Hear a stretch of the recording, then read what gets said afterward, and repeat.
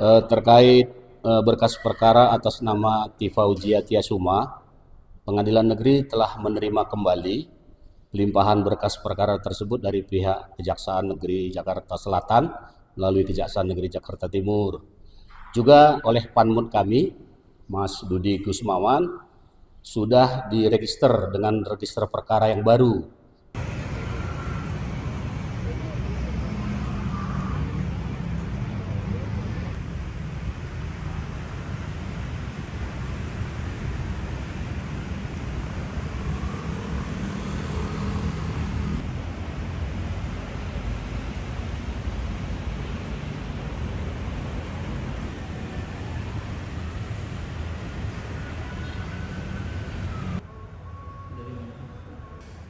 Buat sidang dokter Tifa.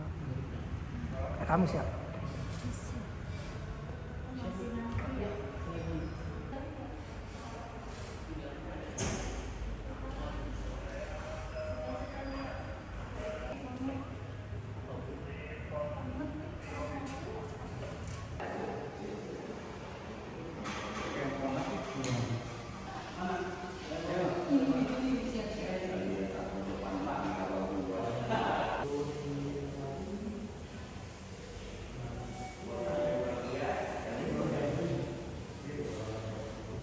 Pak Immanuel, terkait kasus pelimpahan berkas kembali Dokter Tifa, bisa dijelaskan Pak sampai saat ini seperti apa dan kapan akan disidangkan kembali Pak? Ya, rekan-rekan media ya, terkait berkas perkara atas nama Tifauzia Tiasuma, Pengadilan Negeri telah menerima kembali limpahan berkas perkara tersebut dari pihak Kejaksaan Negeri Jakarta Selatan melalui Kejaksaan Negeri Jakarta Timur. Juga oleh Panmut kami, Mas Dudi Gusmawan, sudah diregister dengan register perkara yang baru. Jadi untuk yang berkas perkara saat ini nomor 354 garis miring B garis miring 2026 garis miring PN Jakarta Timur. Kemudian Ketua Pengadilan juga sudah menunjuk majelis yang akan mengadili. Sama susunannya dengan majelis yang lama ya. Ibu Christina Endarwati sebagai Hakim Ketua Majelis, Rudi Rapli Siregar, dan Matilda Christina Katarina sebagai Hakim Anggota. Kemudian oleh Majelis Hakim yang ditunjuk juga telah menetapkan sidang pertama, yaitu direncanakan hari Kamis tanggal 6 Agustus 2026. Demikian. Untuk pengamalan sidang sendiri masih sama seperti kemarin atau gimana? Ya, karena pada persidangan sebelumnya kan kita sudah punya pengalaman ya untuk menyelenggarakan persidangan tersebut akan tetap sama. SOP-nya akan tetap sama. Dan untuk peliputan media sendiri masih bisa dilakukan live streaming sepanjang belum dilakukan pemeriksaan terhadap saksi maupun terdakwa. Untuk partisipasinya Pak, masih kita buat untuk seperti yang kemarin, ada tenda, ada penambahan kursi maupun penambahan media TV bagi rekan-rekan media juga biar bisa meliput dari situ. Masih Pak ya? Cukup.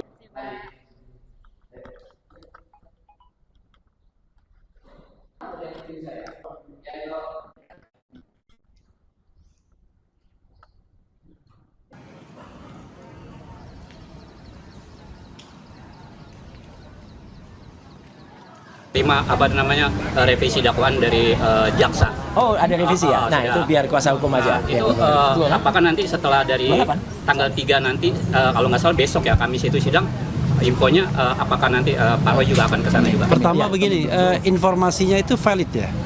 Baru tadi saya WA dari tanggal 28, Pengadilan Humas, Pengadilan Negeri Jakarta. Humas Pengadilan Negeri Jakarta Timur mengatakan bahwa mereka sudah menerima revisi. Nah, karena ini belum official ya kan? Jadi kita nggak bisa komentari. Ya. Nanti kalau sudah official baru kita komentari ya. Amin ya Allah, amin ya Allah. Untuk itu mungkin akan ada tambahan lagi dari rekan kita. Oke, iya. Yang kedua adalah tadi juga tidak sempat membacakan Ibu Erdiana atau kita panggil JJ. Double J. Silakan. Tambahannya ya semoga yang rapid ketiga ini ya. Ketiga ini ya berjalan dengan baik karena memang sudah sesuai dengan peraturan perundang-undangan yang memang sudah berlaku dan diberlakukan. Tadi juga ada dasarnya juga putusan MA dan ada jurisprudensi juga. Jadi semoga memang dikabulkan untuk saat ini, dan memang dananya juga bukan untuk kita, untuk pribadi ataupun advokat. Jadi memang disalurkan ke yayasan sosial. Jadi semoga memang bisa dikabulkan. Kali ya. Oke. Ya, sebelum Mas Roy, Abdul Ghafur, silakan. Oke, Ya gini. Bang RH ya. Jadi rekan-rekan media sekalian, hari ini adalah permohonan pra peradilan yang ketiga ya. Dari rangkaian pra peradilan yang kami lakukan sejak pra peradilan pertama dan dikabulkan alhamdulillah pra peradilan kedua, kemudian hari ini adalah pra peradilan ketiga. Ya. Tadi sudah kami bacakan permohonan pra peradilannya, dan berdasarkan juga hasil tanya jawab kami dengan Hakim Tunggal pra peradilan bahwa permohonan pra peradilan ketiga ini memang tidak bisa dilepaskan dari materi permohonan pra peradilan pertama maupun juga permohonan pra peradilan yang kedua.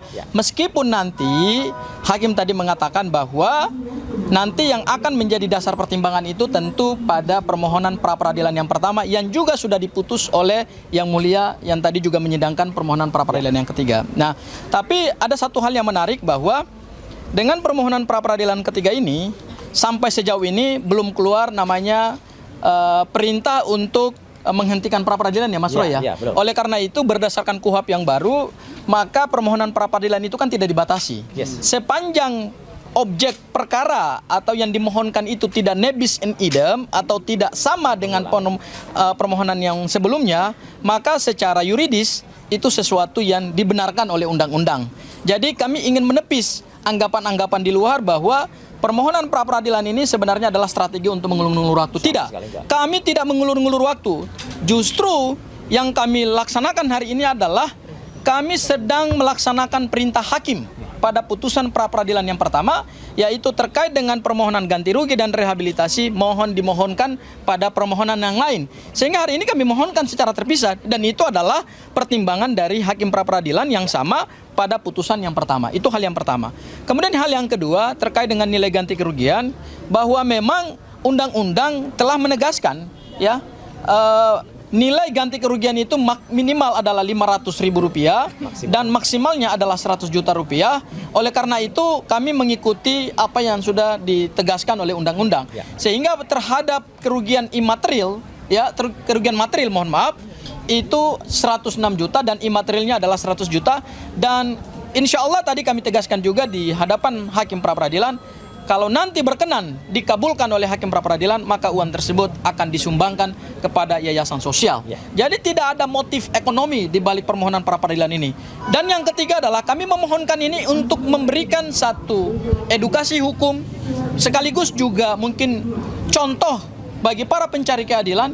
Jangan ragu dan jangan takut ketika saudara dikriminalisasi, saudara ditangkap, ditahan tidak sesuai dengan prosedur hukum. Saudara punya dua pilihan. Pertama adalah mohonkan itu melalui pra peradilan, dan ketika dikabulkan saudara mohonkan lagi yang kedua, yaitu ganti kerugian. Supaya ini menjadi pembelajaran kepada aparat penegak hukum, tidak abuse of power, tidak menggunakan diskresi sewenang-wenang, dan tidak menggunakan kewenangannya secara melanggar hukum.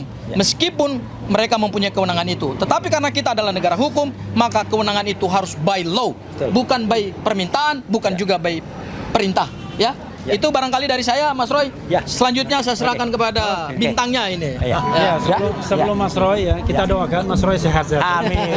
Ya, silakan Mas Roy. Assalamualaikum warahmatullahi wabarakatuh. Waalaikumsalam. Saya insya Allah akan menyampaikan beberapa hal yang mungkin tadi belum tersampaikan, tapi penting ya, fakta-fakta persidangan. Yang pertama adalah ya awal persidangan tadi kita melihat bahwa turut termohon itu tidak hadir, gitu, yaitu jaksa. Tapi turut termohon sudah menyampaikan surat bahwa mereka akan mentaati setiap putusan yang ada.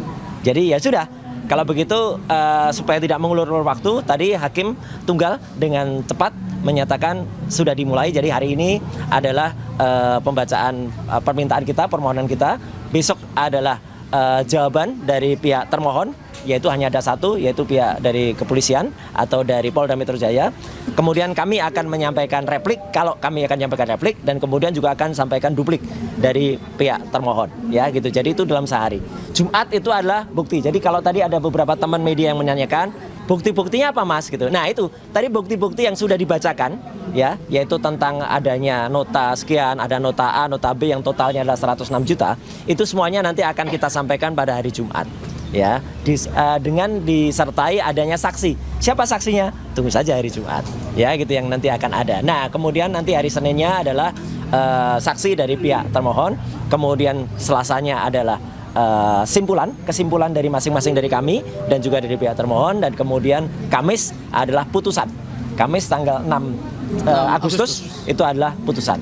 Nah, Kamis tanggal 6 Agustus itu ini memang menarik. Kalau sidang di Jakarta Timur itu juga kemarin berjalan, eksepsinya tidak diterima, eksepsinya misalnya jalan terus, maka konon 6 Agustus itu katanya ada yang mau hadir di Jakarta, ya toh katanya di sana.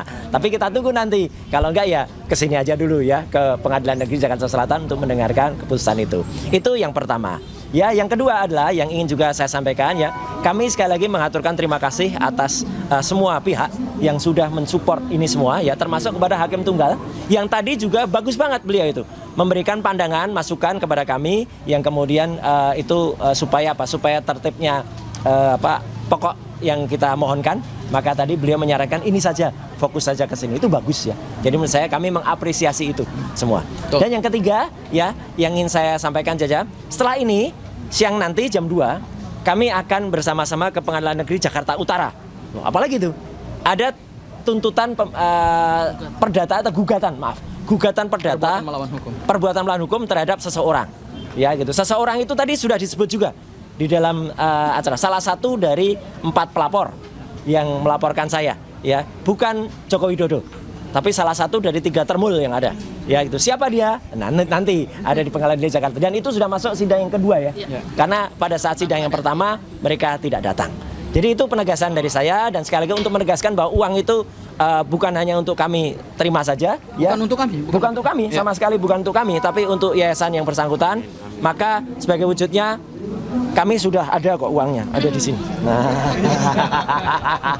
karena ini warnanya biru ya, ini warnanya juga biru, ya gitu. Jadi kita sampaikan kepada yayasan yang memerlukan. Jadi 206 juta rupiah itu ya diputuskan semua atau dikabulkan sebagian atau apa, yaitu terserah kepada Yang Mulia Hakim Tunggal Pak Iketut Darpawan. Sekian, terima kasih. Wassalamualaikum warahmatullahi wabarakatuh. Yayasan yang menerimanya apa kalau sudah ditentukan, Pak? Yayasan yang menerima uangnya nanti akan kita umumkan. Ya, tapi yang jelas itu yayasan asli ya, bukan yayasan fiktif. Ya, gitu. Nggak ada. Nggak juga enak masa yayasannya sudah ditentukan sementara uangnya saja belum ada. Nah, iya kan? Jadi kan kita tunggu putusannya dulu, Pak. Kira-kira ada beberapa yayasan, Pak? Nanti akan ada rapatnya. Ya gitu, karena layaknya berapa, nggak mungkin kalau banyak banget kan gitu. Tapi juga mungkin tidak hanya satu. Kita lihat saja nanti. Saya kira itu ya, teman-teman semua. Oke. Apa itu? Tanggal 28 kemarin itu Pengadilan Negeri Jakarta Timur telah menerima revisi dakwaan dari jaksa. Oh, ada revisi ya? Nah, itu biar kuasa hukum aja. Itu apakah nanti setelah dari tanggal 3 nanti, kalau nggak salah besok ya, Kamis itu sidang, infonya apakah nanti Pak Roy juga akan ke sana juga? Pertama begini, informasinya itu valid ya? Baru tadi saya WA dari tanggal 28 Pengadilan Negeri Humas Pengadilan Negeri Jakarta Timur mengatakan bahwa mereka sudah menerima revisi.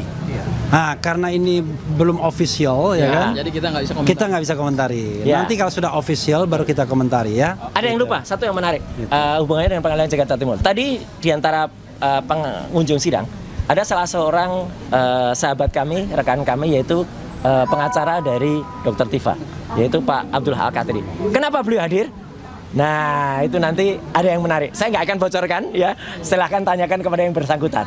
Apa ada pola yang sama yang akan dipakai? Tapi mungkin hubungannya dengan soal revisi tadi. Ya, oke. Saya kira itu. Oke. Ya. Oke. Terima kasih ya semuanya. Thank you.